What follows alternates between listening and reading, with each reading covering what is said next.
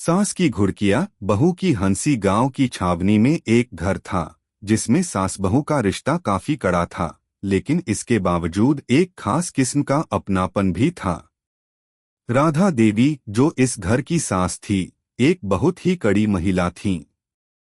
उनकी उम्र लगभग 50 साल थी और उन्होंने जीवन में संघर्षों का सामना करते हुए सब कुछ हासिल किया था। उनका स्वभाव गुस्से वाला था और वे अपने घर में हमेशा सख्ती से चलती थीं। उन्हें अपनी बहू साक्षी से बहुत सी उम्मीदें थीं और अगर वे कुछ गलत करतीं तो राधा देवी उनकी घुड़कियां देने में संकोच नहीं करती थीं। अगर आप अपनी माँ से सच्चा प्यार करते हैं और उन्हें हमेशा खुश देखना चाहते हैं तो इस चैनल को सब्सक्राइब करें, लाइक करें और इस वीडियो को लास्ट तक जरूर देखें, क्योंकि जल्द ही एक खुशखबरी आने वाली है जो आपके दिल को छू लेगी। आपके हर सपने को पूरा करने में हम हमेशा आपके साथ हैं। अब आगे सुने। साक्षी, राधा देवी की बहू, एक मासूम और चुलबुली लड़की थी।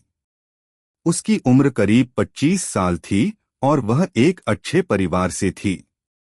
साक्षी को हमेशा से ही राधा देवी का आदर किया था, लेकिन उसकी मासूमियत और हंसी ने कई बार सास को चिढ़ाया था। जहां राधा देवी का दिन चढ़ते ही कामों की लिस्ट बनती थी, वहीं साक्षी का दिन हंसी मजाक और खुशमिजाजी से भरपूर होता था। राधा देवी को अक्सर साक्षी की हंसी पर गुस्सा आता था। उनका मानना था कि लड़की को गंभीर रहना चाहिए, हर समय हंसी मजाक करना उनके लिए अनुचित था।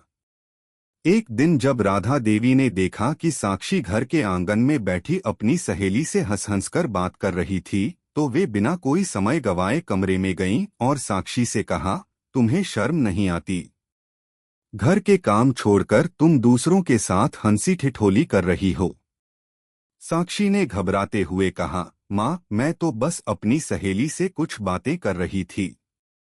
काम तो मैंने पहले ही कर लिए थे।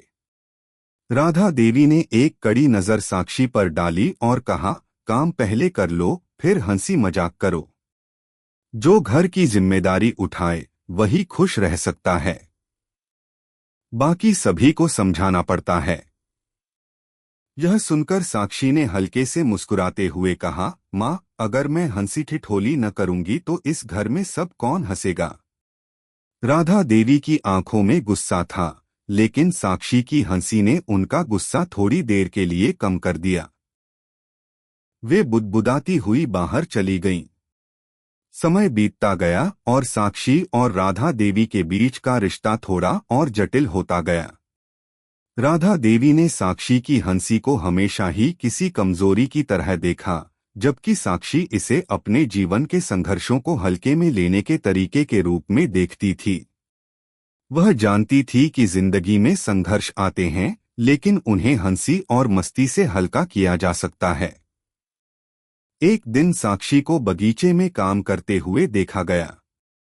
राधा देवी ने देखा कि साक्षी घास काटने में व्यस्त थी, लेकिन उसकी हंसी में कोई कमी नहीं थी। वह हंसते हुए बगीचे के फूलों को देख रही थी। राधा देवी के दिल में एक अजीब सी भावना उठी। वह सोचने लगी, यह लड़की कभी भी गंभीर नहीं हो सकती। ये हंसी हंसी में बगीचा भी कर रही है। इसे क्या लगता है कि सब कुछ हंसी मजाक से हो जाएगा? तभी साक्षी ने राधा देवी को देखा और हल्के से मुस्कुराते हुए कहा, माँ, आप कहती थीं कि बगीचे का काम करने से आंगन में खुशबू आएगी। देखिए, अब तो सारे फूल खिलने लगे हैं। राधा देवी की आंखों में चुपके से गर्व चमका, लेकिन उन्होंने कुछ नहीं कहा। वे रुकते हुए सिर्फ सिर झुकाकर बगीचे में कदम रखने लगीं। साक्षी की बात ने उनके दिल में यह एहसास दिलाया कि कहीं न कहीं साक्षी के अंदर कुछ खास बात थी।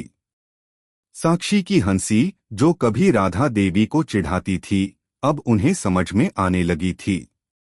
साक्षी के भीतर जो आत्मविश्वास था, वह धीरे धीरे राधा देवी के मन को छूने लगा। एक दिन साक्षी ने राधा देवी को चाय देते हुए कहा, माँ, क्या आप कभी मेरे साथ हंसी मजाक करना चाहेंगी? राधा देवी ने चाय के कप को थामते हुए कहा, हंसी मजाक का क्या फायदा, जीवन गंभीर होना चाहिए। साक्षी ने धीरे से कहा, माँ, जीवन में गंभीरता तो जरूरी है, लेकिन हंसी मजाक भी उतना ही जरूरी है। अगर हम हर वक्त गंभीर रहेंगे तो हमारा दिल कैसे खुश रहेगा?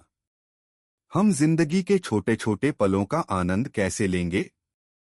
राधा देवी चुप रही और एक पल के लिए उन्हें साक्षी की बातों का असर महसूस हुआ। शायद वह सही कह रही थी। जीवन के हर पहलू में संतुलन होना चाहिए। काफी समय बाद राधा देवी ने महसूस किया कि साक्षी की हंसी ने ही घर को एक नया रंग दिया था। जब भी घर में कोई परेशानी होती, साक्षी अपनी हंसी से माहौल को हल्का कर देती। यह हंसी हर किसी को एक नई ऊर्जा देती और घर में सबके चेहरे पर मुस्कान आ जाती। राधा देवी को यह समझ में आ गया कि साक्षी की हंसी सिर्फ एक आदत नहीं थी, बल्कि यह घर के खुशहाली का राज थी। एक दिन राधा देवी ने साक्षी से कहा, तुम सही कहती हो। मुझे लगता है कि जिंदगी में थोड़ी हंसी जरूरी है। अब मैं भी तुम्हारे साथ हंसी मजाक करने की कोशिश करूंगी। साक्षी ने हैरान होकर राधा देवी की ओर देखा और फिर मुस्कुराते हुए कहा, माँ, मैं जानती थी कि आप ये कहेंगी। यहाँ से एक नई शुरुआत हुई। सास और बहू के रिश्ते में एक नया मोड़ आया। अब सास बहू के बीच घुड़कियां कम और हंसी ठिठोली ज्यादा होने लगी। राधा देवी भी धीरे धीरे अपनी कठोरता को छोड़ने लगी। साक्षी की हंसी ने ही राधा देवी को यह सिखाया कि जीवन में खुशी और मस्ती भी जरूरी है। अब राधा देवी जान चुकी थीं कि कभी कभी हंसी से ही समस्याओं का हल निकलता है।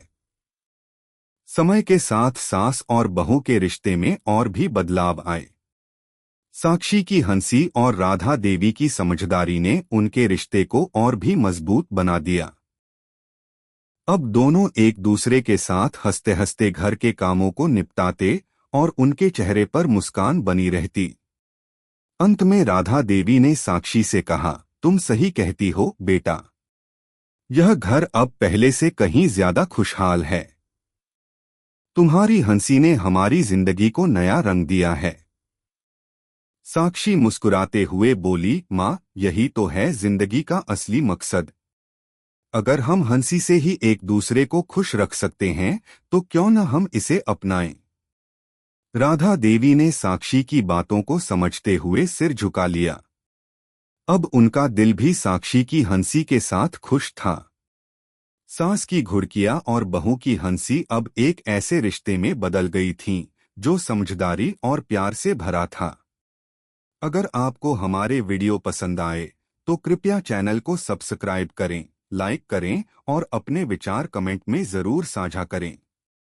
आपका सपोर्ट हमें और भी बेहतरीन कंटेंट बनाने की प्रेरणा देता है। हम आपके हर समर्थन के लिए तहे दिल से धन्यवाद करते हैं।